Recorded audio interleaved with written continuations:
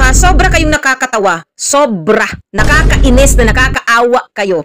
Lahat na lang puro batikos nyo sa Duterte. Alam nyo, kahit sabihin nyo na hindi politika ang ginagawa ninyo, it is politically motivated pa rin talaga yan. Kasi pinupuntiryan ninyo ang Duterte.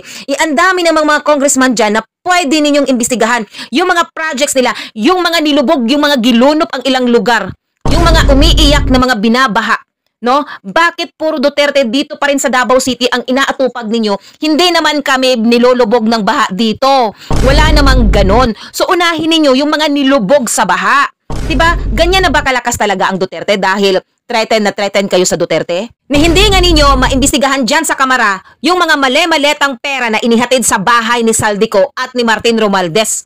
Bakit andun kayo sa Davao? Imbestigahan nyo muna, unahin nyo muna yung mga perang mali-maleta. Doon muna tayo, mag-stick muna tayo doon.